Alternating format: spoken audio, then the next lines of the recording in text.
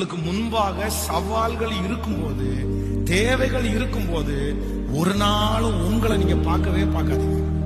உலகத்தில் இருக்கிறவனை விட உனக்குள்ளே இருக்கிற இயேசு அவர் பெரியவர். சிஸ்டர், உங்க பிள்ளை ஒருவேளை இன்னைக்கு சாதாரணமான ஆளா இருக்கலாம், உங்க மகள் ஒரு சாதாரணமான ஆளா இருக்கலாம், நீங்க சாதாரணமான ஆளா இருக்கலாம். ஆனா உங்களுக்கு முன்பாக வைத்திருக்கிற சவாலை ஜெயிப்பதற்கு நீங்க உங்களை பார்க்க வேண்டிய அவசியம் இல்லை. நீங்களும் நானும் ஆராதிக்கிற தேவன் அவர் மகா பெரியவர். அவருக்கு அந்த சவால் பெரிய விஷயமே இல்லை.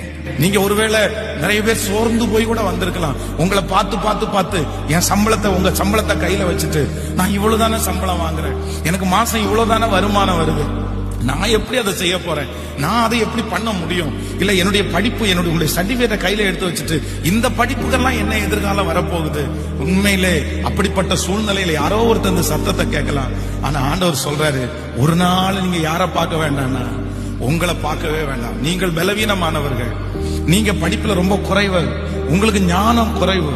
ஆனா நீங்களும் நான் ஆராதிக்கிற இயேசு ரொம்ப பெரியவர். நான் சொல்றேன், உங்களுக்கு விரோதமா இருக்கிறவங்க ஒருவேளை உங்களை விட ஒரு படி மேல இருக்கிற மாதிரி உங்க கண்ணுக்கு தெரியலாம். ஆனா மேற்கொள்றது யார் அப்படின்னா நீங்களும் நானும் தான். அதனால சவால்களை பார்த்து சோர்ந்து போகாதீங்க, மிரட்டல்களை பார்த்து சோர்ந்து போகாதீங்க. உங்க கண்ணுக்கு முன்னாடி மலையை போல இருக்கிற பிரச்சனையை பார்த்து சோர்ந்து போகாதீங்க. அதை பார்க்காதீங்க. அது மேல உங்க கண்ணு போக வேண்டாம். உங்க கண்ணு யார் மேல போனோம்னா கிறிஸ்து இயேசுவே கவனிக்கும்.